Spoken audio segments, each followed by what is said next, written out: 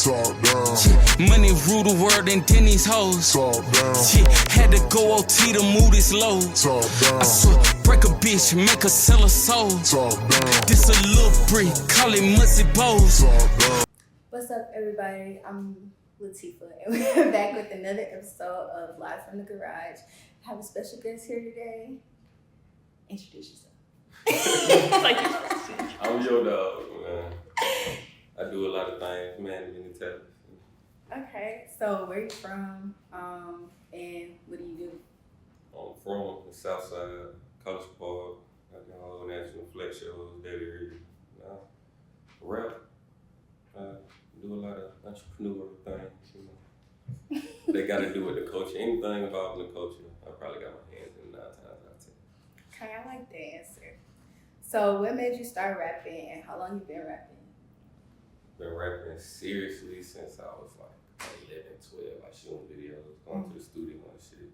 But before that, I've been messing around like everybody. I believe everybody mess around with music. You know? Yeah. But that's when I got serious. And what really made me, I'd say, like seeing Wayne and rich kids around the time was coming up. There was a lot of young. I feel like that was the first time a lot of real young artists that I could see. You know, I went here for Chris Cross and like that, but Bow Wow, shit like that. It was like, damn, like you can do this as a kid. You know what I'm saying? You ain't gotta wait till you grown or something to do this. I'm like, shit, let me do it. Did it start popping off when you was a kid? Hell no. Not at all.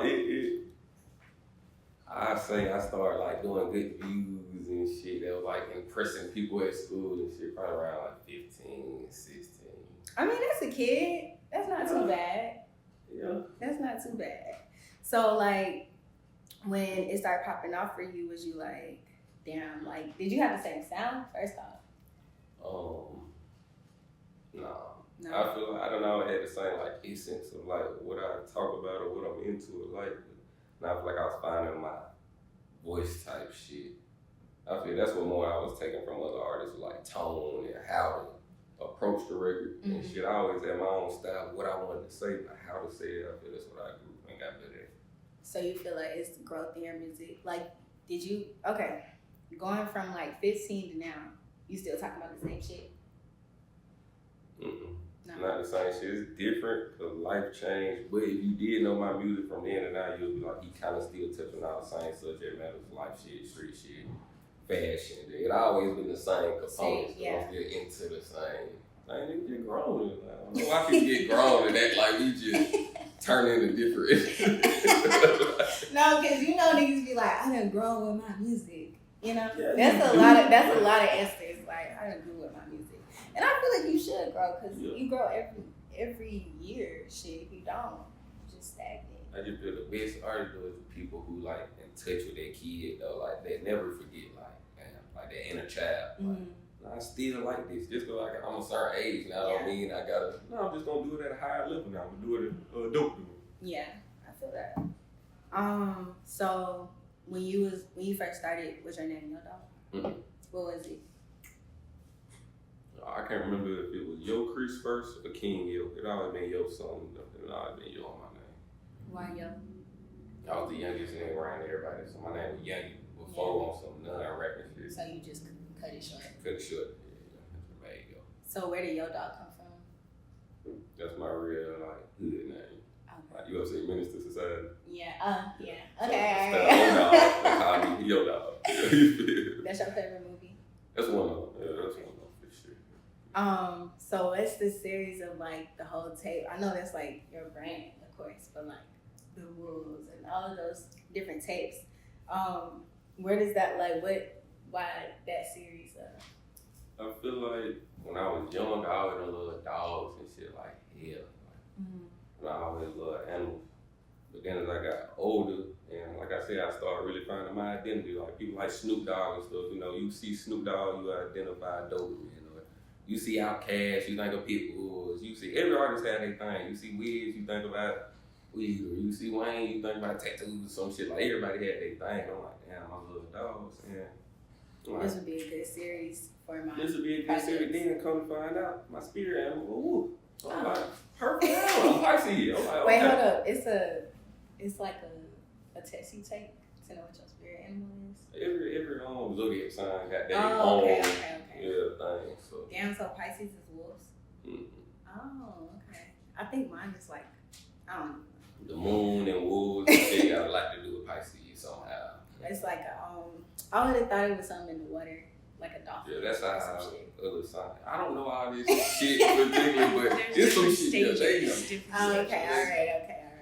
Like, because I think mine is like a goat, but I could be very You something else too. You know your own moon and rise and all that shit. I got know. all that type I of just shit. feel like I'm the biggest Sag there ever was, so I don't need to know nothing else. You know what I mean? So when did you start realizing like this could be something for you? Like when you feel like you say you had views and shit like that, but like when did you feel like okay, niggas that I actually give a fuck about are like seeing my shit, and this is something that I could really do to feed myself and everything like that. There's like two sides of when that happened. The first time was like seeing the people I was recording me and shit. Like Turbo is one of the big influences in my life because Turbo is the first person that ever recorded me in my life.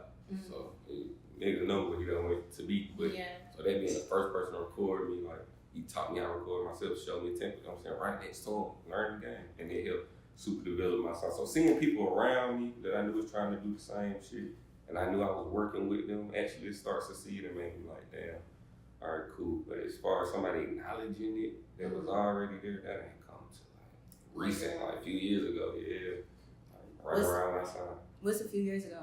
Like 4 years ago. Okay, so you was young. Yeah, like 23, 22, 27. Did you feel like you was like on top of the world and it was just like, I feel like everybody got a moment, even when my shit is like, it's not big, but I didn't work with so many people before this. I feel like everybody got a moment where they're like, this shit going. Like, it was it ain't no shit. way. It was Cardo, it was Mark B, Cardo, Trouble, like all around the same time, all these people found out who I was and like, nah, it's over. Let's go. Yeah, that shit, that's it. That's lit. And Turbo, he from the South Side too? Yep, I went to Benefit too. Damn. Did you, okay, I know you said something earlier about Cedar Grove. Did you go there? Like, nah, I got hella family went there. Okay. Cause you know, you said something about Bear One Boss. I know he went there. Mm-hmm. And Spook went there too. Yep. Sure did. Yeah.